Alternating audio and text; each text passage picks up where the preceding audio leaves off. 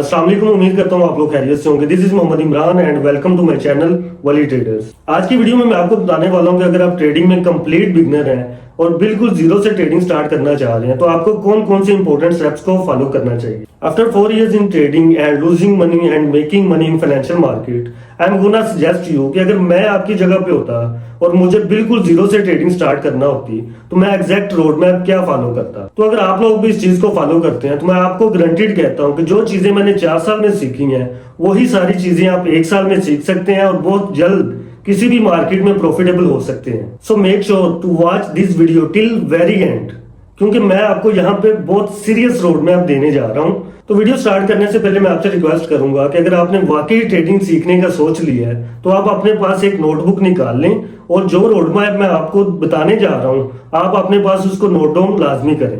तो अगर आपने वाकई ट्रेडिंग सीखने का सोच लिया है तो सबसे पहले ये जानना जरूरी है कि यहाँ कितनी टाइप्स की फाइनेंशियल मार्केट एग्जिस्ट करती हैं जहां पे हम ट्रेडिंग कर सकते हैं। तो मेजरली अगर हम बात करते हैं तो there are 3 types of financial market. First one stock market, secondly crypto market और थर्ड वन जो है वो फॉरेक्स मार्केट है।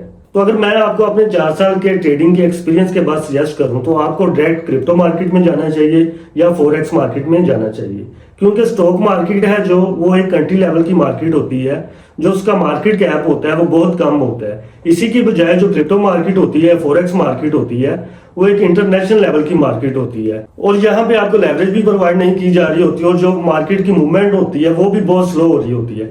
इसी की बजाय क्रिप्टो मार्केट या फॉरेक्स की जो मार्केट होती है इसमें आपको लेवरेज प्रोवाइड की जा रही होती है। जो मार्केट का मूवमेंट्स होते हैं वो बहुत जल्द अप एंड डाउन हो रहे होते हैं, तो आप किसी भी अच्छे मूवमेंट को पिक करके बहुत जल्द सीख भी सकते हैं और प्रॉफिट भी बना सकते हैं। तो मैं आपको यही रिकमेंड करूंगा कि एज ए बिगनर आपको क्रिप्टो ट्रेडिंग में जाना चाहिए या आपको फॉरेक्स मार्केट में जाना चाहिए। सो यहाँ तक अगर हमने डिसाइड कर लिया कि हमने कौन सी मार्केट में ट्रेडिंग करनी है तो दूसरा इंपॉर्टेंट पॉइंट ये है कि आपने ट्रेडिंग के लिए जो प्लेटफॉर्म चूज करना है वो कौन सा होना चाहिए। तो ट्रेडिंग प्लेटफॉर्म की अगर हम बात करते हैं तो बहुत सारे एक्सचेंजेस हैं, जैसे कि बाइनांस है, मैक्सी है, उसके अलावा OKX है, बायबिट है, बिटगेट है और भी बहुत सारे एक्सचेंजेस हैं जो आप ट्रेडिंग के लिए एज ए प्लेटफॉर्म यूज कर सकते हैं। तो अब अगर हम एक्सचेंज की बात करते हैं कि एक्सचेंज होता क्या है या ये वर्क किस तरह से करता है, तो एक्सचेंज बेसिकली एक ट्रेडिंग प्लेटफॉर्म है। मैं एक्सचेंज को आपको एक एग्जांपल के साथ समझाता हूँ। सपोज करते हैं कि मुझे बिटकॉइन बाय करना है, तो मुझे बिटकॉइन सेल कौन करेगा? मतलब कि अगर मुझे बिटकॉइन बाय करना है तो कोई ऐसा बंदा भी तो चाहिए ना जिसने अपना बिटकॉइन सेल करना हो। तो एग्जैक्टली एक्सचेंजेस वही रोल प्ले कर रहे होते हैं।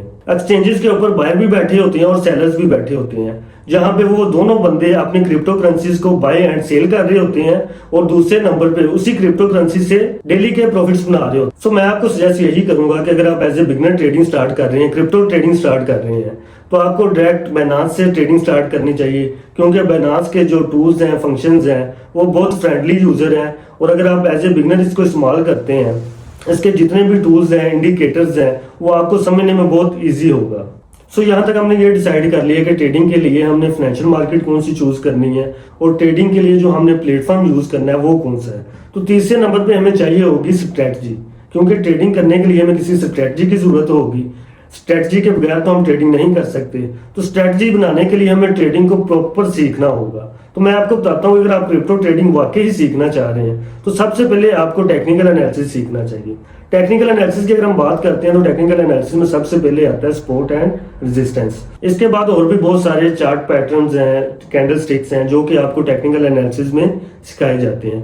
उसके बाद जब आपका टेक्निकल एनालिसिस क्लियर हो जाए तो आपको फंडामेंटल के ऊपर जाना चाहिए, फंडामेंटल एनालिसिस सीखना चाहिए। फंडामेंटल एनालिसिस में बेसिकली होता क्या है कि न्यूज मार्केट के ऊपर इंपैक्ट कर रही होती है।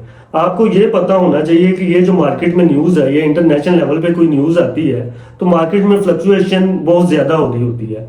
तो आपको ये पता होना चाहिए कि ये जो आज न्यूज आई है इसका मार्केट के ऊपर जो इम्पैक्ट होने वाला है वो पॉजिटिव होने वाला है या नेगेटिव होने वाला है।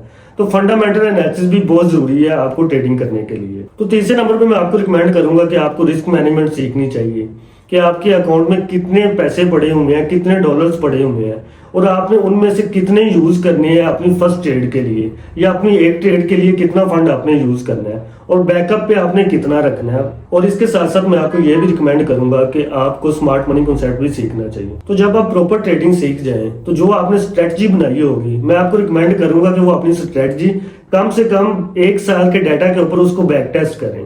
तो वहां से आपको ये पता चलेगा कि जो आपने स्ट्रेटजी बनाई है उसकी विन रेशो क्या है। तो जब आप उसी स्ट्रेटजी को लाइव मार्केट में अप्लाई करेंगे तो आपको जो एक्सपेक्टेड विन रेशो है वो क्या मिलने वाला है। अगर आपको ये वीडियो पसंद आई हो तो वीडियो को लाइक जरूर कीजिएगा। और एक इंपॉर्टेंट चीज, ये सारी चीजें जो रिसेंटली मैंने आपको अभी बताई हैं, technical analysis, fundamental analysis, risk management, smart money concept, मतलब कि आपको क्रिप्टो ट्रेडिंग बिल्कुल जीरो से लेके एडवांस तक इसी चैनल के ऊपर सिखाने जा रहा हूँ।